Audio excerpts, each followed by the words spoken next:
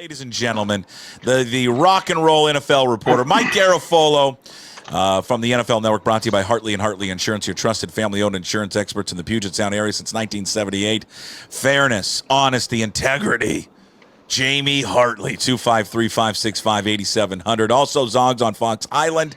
Perfect spot to grab a cold beer, hang out with friends. Check out Zogs on Facebook and Instagram for their fall hours and event times. I appreciate you making the time today. I know you got things going on. I love the interviews from the car. This is my favorite. Why? Is there more? No, I like the interviews from the car. Okay. It reminds me of the Seinfeld thing. I love the Seinfeld Netflix one where he did the interviews with stars in cars getting coffee. I always like that. What was your favorite episode? A Letterman. Good one. Norm Macdonald was a good one. Yeah. Michael Richards was a good one when they got deep a little bit on because that was part of his redemption tour, which Richards has got a book out that came out in the last year or so, I want to say. I just saw that. I want to read that. That's probably a good read. All right, I know your time is precious, so I want to get. Stop! It's like no, what? I know. You got stuff to do. It's fine. I'm not. Dude, where can we just get to January? What's the holiday in January? MLK Day. That's it, right? That's the only holiday in January. Yes. There's no MLK party or recital or like 7 different things leading up to MLK. You know, just you get the day off. You appreciate what the man did. Salute. No gifts, right? Like, okay. Sounds awesome. Yeah. Okay. Well, yeah. I'm not sure. Yeah. Well, okay. We'll get through it. We're almost through it. I promise you. We're almost through it. Thanks, Dad. We're almost through it. All right. I want to jump right into it. Let's go into so I haven't read all of it. I skimmed it. I've seen the highlights of it. The Jet story. Okay. It's amazing. Okay. It's just phenomenal. Is the Madden rating story true? Is that really true? Oh, yeah. It's funny. We were convening today about what we'd heard. The Mr. Irrelevant thing is 100% a real deal. You got to that part about how they had 2 picks to trade, and Woody said trade the earlier one because he wanted the Mr. Which is fine, by the way. Like, you can criticize everything in that story. I would have said the same thing. And they wrote it as if like, oh, they missed out on this guy who was at 256, who's on the roster in Denver, and the guy that they drafted didn't even make the final roster, not in the practice squad. Or who's to say they were going to draft that? You get that late in the draft, they're not like, oh, they took our guy. You know, it's not the way it works. But the story is amazing. Okay, so for people who don't know, Woody Johnson nixed the trade, Jets and Broncos, for Jerry Jeudy because Woody Johnson, the owner of the Jets, looked up Jerry Jeudy's Madden rating and said, no, he's not very good. The implication is he talked to his sons, and his sons are being allowed into personnel meetings and allowed to have their say in contributing stuff. And the Jets responded to the story, and this is not my reporting, so I'm just going to go on what I read. The Jets responded to the story saying that basically calling out any adult who tried to pin this on teenagers, saying that they're not the ones making decisions, and the Madden rating thing is just a part of it, which I think they the statement, I'm paraphrasing, cop to like it's part of the evaluation process. Why? Like, if you this is focusing on the fact that you've admitted that it's part of the evaluation process. I don't care if it's 100 criteria and that's the last one. Shouldn't be on there at all. It's a phenomenal. I mean, that is just, it's beautiful. I just love it. And then I like the other note that I like is that people, even though he's no longer the ambassador for the United States, is it to England? He still requires people to call him Mr. Ambassador. They referred to him. That's not a behind the scenes thing. In the when Saleh was fired and they made their announcement that there was going to be a conference call later with Ambassador Johnson. And that was a big yuck that day. It was like Ambassador Johnson. And we were all texting each other before the call. I dare you to refer. Hey, Ambassador Johnson, Mike Garafolo, NFL Network here. I don't think anybody did it. But yes, that's been a thing for him. And then he didn't wind up getting named the ambassador the second time around. So I got to read more of it. I can't wait. I just can't wait to deep dive in the Athletic. I can't wait to read all of it. A lot of times it's like they write these stories. Anybody. Yeah. Some of these stories come out and you go, all right, and you start to dig in. You go, all right, it's a little light, and then there's fluffer in the middle. This was nonstop, just arrows the whole way through. There's no padding to this one. There's a lot of nuggets and information, and how much of it was accurate and taken out of context. The Jets would probably tell you a lot of it. they didn't seem to dispute a whole lot of it, though. It was like, oh, boy, not like, oh, this didn't happen. It was more, you have this out of context. That was the Jets' response to all that. No, I don't believe it was in the story. I think this is a separate story. But Aaron Rodgers says he wants to come back next season, and Mike, he wants to be a mentor to a young quarterback if the Jets draft one. Last I saw, he said he was going to take some time to assess whether or not he wants to come back. I thought that's what he said this week to the media. He said if he does come back, if he does be a come back. mentor. Do you think he really would be a mentor to someone? Does he scream someone that would take a young quarterback under his wings? He tried with Zach Wilson. Just wasn't that effective. And I think there was a lot of factors there why everything wasn't that effective, and maybe it would have been different if he played that year and Wilson didn't. I don't know if it would have ended differently, but that really didn't work too well. Aaron just kind of does things Aaron's way. I think that's what makes it hard. And a lot of these guys, when they're falling off at the end of their career, it's tough for them to be mentors because there's so much they're so used to being effective Hall of Fame caliber quarterbacks that it's hard for them to, think. But if he wants to do it and someone wants to give him a shot, look, there's not enough. We're already talking about Kirk Cousins is going to have a landing spot. Now, it's not going to be a clean runway. He didn't even get that with the Falcons, but it's not going to be a clean runway to be a franchise quarterback. Maybe Rodgers is going to have to accept the same kind of situation. A lot of these guys say, forget that. I'd rather just retire. And Phillip Rivers retired and became a coach, and now is mentoring Drake May and Bo Nix this past offseason, who are represented by the same agent that represented him. So that's been something that he's been able to do as a non-NFL player, as a retired player. So we'll see. All right, so, okay, I'll move on from the Jets. The other big news this week, Michael Penix. This didn't seem like a surprise, kind of felt like this was in the works for a while, right? So Penix is going to start, Kirk Cousins bench. Have you seen, well, I'm going to ask you if you've seen it. I'm sure you have. For people who don't know, Michael Penix received the news that he was going to – this is why he's one of us. It's like the Us magazines. You know, when you go and you look at the Us magazines and they flip through and they go, oh, celebrities shop, getting their own groceries. They're just like us. Penix is just like us. He received the call from the Atlanta Falcons while he was in the hot dog line at Costco, which is the greatest deal of all time, $1.50 for a hot dog and a Coke. Greatest deal ever. It should result in a marketing deal for Michael Penix with Costco, number one. Number two, he also said after he got the news he wasn't hungry anymore, which was odd to me because I think that would have been Cousins' reaction to the news. Whereas to me, it's like, give me 4 more. Or maybe he's saying, hey, I better keep it slim. But he said he wasn't hungry anymore. I guess he was just too focused on the good news that he received there. So, how many people recognized him there at the Costco? I'm surprised. He hasn't hit a multi-$100 million contract like you do in your second, but you still got a big deal as the 8th overall pick. You're shopping at Costco. Good for you. Hey. I don't care how many millions of dollars you're making. You still want to save some money. And I'm just telling you, Costco started out here. This is our thing. We've been going to Costco since we were like kids. I mean, it's like it's what you do. I mean, I remember going there when it wasn't indoors, right? It started, Mike, as a little hot dog stand outside of, I believe it was the Tuckwell. Well, you don't know where Tuckwell is, but one of their locations. It was just a hot dog stand, and they realized people are shopping all day long for food. They walk out, they're hungry. Why don't we just sell a hot dog? And then they did, and it just blew up. And they've kept the prices the same ever since, $1.50. Everything needs to be like this, Mike. Everything needs to be cheap. Uh-oh. I don't hear you. Someone was calling you, and now we lost contact. Can you hear me? No, I can't hear you. Okay. Mike is going to come back, and we'll get him back on. He's making his way up, so we appreciate his time. Hey, I don't know if the stream is down on Twitter. Someone can let me know. Let me know in the chat. It's been going in and out. But for those, if the stream is down on Twitter, I guess you won't be able to watch it. You can always watch it on YouTube. YouTube is always up and running, and I know the YouTube stream is working perfectly right now. All right, there he's back. He's back. All right. Cool. It's okay. It picked up on the car, and then I tried to go to the car, and that didn't work. So, whatever your last question was, can you re-rack it?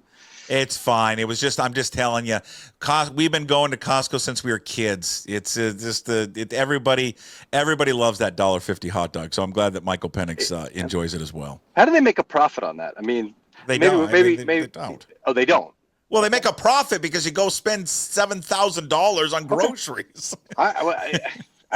To me, a business, you want to make profits on every. Yeah. I guess that makes sense. I don't know, Yeah. but I also, the other answer to that question is that everything inside the hot dog doesn't cost anywhere near $1.50. I don't think you want that answer. So Have you had it? no. Do you like hot dogs? So it's not just the fact that you're getting a hot dog in that place and it's cheap. It's actually a quality hot dog. It's unbelievable. It's a great hot dog. I'm not exaggerating. It's a great hot dog. It's one of the best hot dogs you'll ever have. All right, now I swear. Okay. Go to Costco. Go to a Costco and just get it. Hell, I just go down there to get it. I don't even buy anything. See, then they're not making money off you. Yeah. Well, yeah, they're not. Well, they have in the past. On that trip. All right, don't pander. No pandering. Yeah. Okay. Who wins this division? Seahawks or Rams? Probably the Rams. Damn. Probably the Rams. I got the Rams Jets game on Sunday. I can't see the Rams losing that game. It's going to be cold. It's going to be in the East Coast. So it's like, okay, all these factors against them. The Jets just won a game, and maybe they'll carry the momentum. This Jets team is just lifeless to me. Even in that Jaguars game. Now, they did have a little bit of Rodgers-Adams connection. It's like, oh, okay, this is what it was supposed to look like. Was that a result of playing against a depleted Jacksonville defense that's just not very good? Are they finally clicking? Is it like there's no pressure, so now we're just going to play like we should have played? Maybe we've got enough reps finally together. Shouldn't take 2 months, but maybe we've finally got enough reps. I don't know. But I would say that the Rams probably win that game. And then the Rams are home on a Saturday night game against the Cardinals on NFL Network, if I'm not mistaken. And the Cardinals, I don't know, man. I thought the Cardinals were going to rise up and grab this division here. And they I'm a little disappointed. I thought they were going to be the team that, and they still may. They're still in it. We'll see. Hey, I know a lot of other coaches. I mean, you could pick from Campbell, Sirianni, Tomlin. Even why am I blanking on the Bills guy? McDermott for Coach of the Year. Kevin O'Connell. Where's McVay going to rank if they win the division? He's probably not going to get it. And the guys that have won Super Bowls before, like even Tomlin's not getting. I don't even know who the favorite is. Right? Is it Kevin O'Connell? It's probably Kevin O'Connell. Give me a second. I'll find it. Yeah, I believe it's O'Connell, and it's hard to argue against that, right? But it's always going to be the guys who the bar is low, and that's why they wind up getting fired a couple of years later, because they're not the Andy Reids and Mike Tomlins of the world that have established themselves, and it's like the bar is always here, so it's hard for them to clear that bar by enough of a margin. Whereas the Vikings, you say, nobody expects them to have 12 wins at this point, and they've got 12 wins. So that's the criteria. I think Mike Tomlin deserves it because of the quarterback decision and the fact that, don't forget the expectations for this. This is going to be his first losing season, and he might wind up winning one of the best divisions in the NFL. So I think he deserves top-tier credit for it. And that's the problem. It's like, he deserves recognition for Coach of the Year. You could say that about 10 guys every year. Yeah. Right. I'm looking at covers.com. They got Kevin O'Connell as the favorite, followed by Dan Campbell. Sean Payton, third best odds, Dan Quinn, and then Mike Tomlin. Yeah. Dan Quinn. Yeah. Wait. We think Dan fourth best odds? Tomlin's got to be like one. Tomlin's got to be in the top three. If there's a finalist, Tomlin's got to be a finalist. Well, to be fair, Quinn and Tomlin, I looked through it too quickly, are tied. So they're tied for fourth. All right, it's not terrible. Okay. I don't hate it that much, but I think if I had a vote, it'd be Tomlin or O'Connell right now. That's kind of and you're right. I mean, where's McVay in this whole conversation? He's won a Super Bowl before. He's been touted the boy genius. It's tough for a guy like that to get thrust into the conversation again. Okay, we're going to see Sam Darnold. The Seahawks are going to see Sam Darnold this week. What are the Vikings going to do with him? What are their options? I don't think it's out of the realm of possibilities that they bring him back. I don't. What their options are, you could tag and trade him. You could let him go and get compensation for him. compensatory pick, but that doesn't come for another year. So there's options for them for how they want to handle it. We'll see. And the third option is to potentially keep him there and have him duke it out with J.J. McCarthy and see what kind of success you get. But I just, in Sam Darnold's mind, I think he believes that he's done enough this year to warrant the chance to be a franchise quarterback elsewhere. Like theoretically, the Giants, right? To go to the Giants and be the franchise. Now they're going to have a high enough pick. That won't be, but you got the Giants, you got Vegas, you got potentially Tennessee. You got a bunch of places that not all these teams, there's a huge cluster of teams still in the running for the first overall pick. Somebody's going to be left without a chair in that regard. Okay.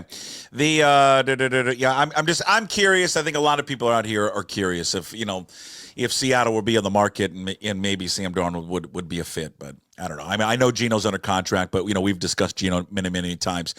Hey, Saquon Barkley, the rushing record through 14 games, he's closing in on Eric Dickerson's record. I mean, he's going to have an extra game than Dickerson had, but he's 418 yards away from breaking it.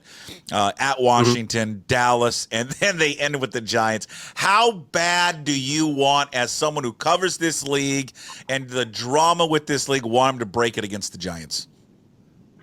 Oh man, that would be. And I know the Giants. You can hear me, right? By the way, because now we are on the car. I got a call and it moved me to the car, and now we're successfully on the car. It's and the way the Giants are going, every week that something's sort of they're kind of talking to people behind the scenes.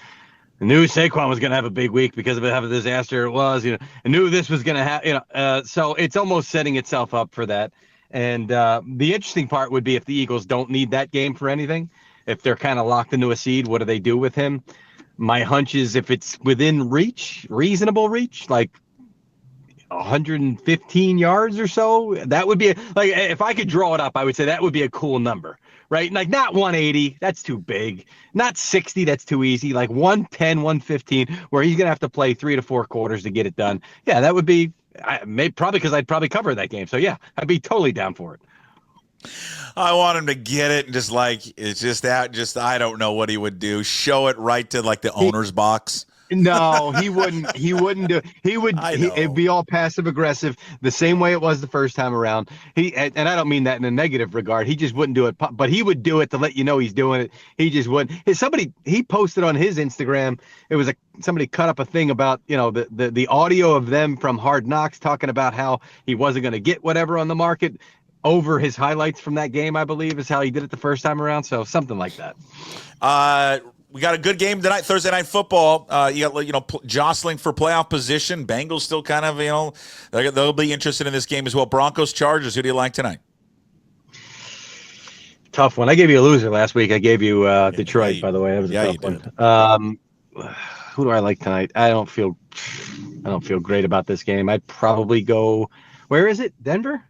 Why do you should know? Why do I have to? Come on. I'm out of the loop on this game because this Christmas crap is Chargers. I know where it's in LA. It's in LA. Yeah, Chargers played poorly last week. I'll go Chargers on this one. Give me LA. Okay. All right. Yeah, they did play poorly. They got their teeth kicked in. And that's the one thing you don't expect from a team that's as well coached. So I'm going to say they bounce back. Aiden Hutchinson, you really think he's got a shot if they were to make the Super Bowl to come back? Yeah, I do. Yeah. Damn. Supposedly he's making great progress. And even potentially before that, NFC Championship games now being discussed. But, boy, this poor defense. Right now, how do you pick the Lions to win? Yeah, how do you pick the Lions to represent the NFC right now? You'd have to go Eagles, right, with everything that they're going through. Now, the game, you hope if you're the Lions, you hang on to the number 1 seed. You can at least play that game at home. But poor Lions are sucking wind right now. Do we have a Russell Wilson deal looming in Pittsburgh, you think? Eventually, yeah. What does it look like? Big money or? No, mid-tier quarterback money, definitely. And the allure for him there, bringing him in, Tomlin was in personnel meetings, saying, we can get this guy for the veteran minimum. Like, that was the original allure. Now, you can't do that again, but he looked at him as, for the dollar. So I can't imagine he now turns around and says, yeah, we can give him top dollar. And you're not going to have a whole lot of competition for it. So it's almost like that Geno deal from a couple of years ago where you want to continue with the guy. You know he doesn't have a huge market elsewhere. You pay him respectable money. You get it done and you move on. When can we just do away or kill the Pro Bowl? What are we doing? I mean, now we have a trivia contest now, something with like the helmets, flag. I mean, what are we doing?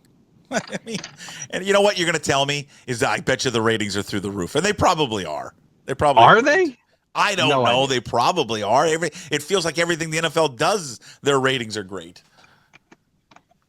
People love beats it. Nothing, right? I'm sure that it beats nothing, right? The ratings for nothing are nothing. So you do this, you get something. I don't know. I don't even know what they are. This is what they got, the Pro Bowl Game Skills Showdown. I don't even know what this stuff is. Satisfying catches presented by Snickers. Passing the test. Relay race. Helmet harmony. And dodgeball presented by Bud Light. Here's the thing where I'd like to see. Here, I'll tune in on dodgeball presented by Bud Light. They have to be holding a Bud Light, drinking a Bud Light. And when they get hit, they have to finish the Bud Light. Now, I'll tune into that. That would be fun. You would? You would? Yeah, I'd watch that. We used to play a game in college, Mike, called Slosh Ball. Okay, let me tell you what Slosh Ball was. This is one of the all-time greatest games in the history of Washington State fraternities. We would set up like we're playing wiffle ball, right? Like a wiffle ball. Everyone's played wiffle ball. We would put a keg on second base. Mm-hmm. Anytime you get a hit and you reach second base, you had to fill up your keg cup, and you had to finish that cup before the next batter reached second base. If the batter or hitter reached second base before you finished your keg cup, you were out. And we would play that for hours. We'd play that starting at 9 in the morning. We'd finish 9 at night until we polished that keg off. And you'd be ripped off your ass? I mean, is it? We'd be annihilated. Slosh ball. That's the point of it. Dude, I last Friday? I don't know, last Friday night, we had a Christmas party, and I haven't had a drop of alcohol since. It has taken me a week to recover anymore. Like the thought of that right now. It's the worst. Dude, I didn't have a hangover till 26. 26, I had my first hangover. I went golfing with my buddies the next morning, and the ball was moving. And I was like, something's off here. I don't know. We get older. I think our body turns on us with the alcohol. It just does. Says that everything. No more. Our body turns on us with our bodies are turncoats when it gets into your 40s, bro. Okay. Thank you very much. We will talk next week. Still rehydrating. You are still just chugging the water. Do you do the Pedialyte? I like the Gatorade Pedialyte's a good one. Yeah, Gatorade. You got to do a Gatorade. It doesn't really get to you. I mean, the entire next day, I don't think I ate anything. So I think it may have been a combination of the alcohol effects and illness. I think I was sick. So what were we drinking? I think what was the poison of choice? It was bourbon. It was delicious going down. It never came back up, by the way. No, mixing it. Okay, well, I don't know. I'm just asking if it was going. Maybe you were making an old fashioned. I'm not going to judge. Oh! I thought you meant mixing it like college Coke. Mixing it. No. No, it was. They had a special Christmas apple old fashioned or something that they did, but it was good whiskey and good mixers. Like I made sure it wasn't just out of the bottle. Like there was a bartender there, and he mixed everything properly. I said, okay. Yeah, so you can't really taste it, and it just goes down, and you're like, I'll have more. Well, then I had a prisoner wine cask finished Bardstown. Ooh, delicious. Really good. Jesus. Yeah. Well, cheers to you. Cheers to the recovery. We're good next week? We're good. Yeah. Thursday. Okay. All right. We'll see you next week. Thanks, Mike. All right, buddy. There he is, Mike Garafolo, NFL Network, all brought to you by Hartley & Hartley Insurance, your trusted family-owned insurance experts in the Puget Sound area since 1978. Honesty, fairness, integrity. Contact Jamie Hartley, 253-565-8700. Also, Zogs on Fox Island, perfect spot to grab a cold beer, hang out with friends, and catch the game. Check out Zogs on Facebook and Instagram, fall hours and event times. Big thanks to Mike Garafolo, NFL Network. Again, the Mike Garafolo Show, brought to you by Hartley & Hartley Insurance. That full episode up on YouTube. Please subscribe there. Once you're YouTube, we get a lot of people that watch it, but you got to subscribe. Hit that subscribe button. Hit it, and then hit the like button as well. More subscribers, the better. Also, catch out the full episode on Apple, Spotify, wherever you find your podcast, and pucksports.com.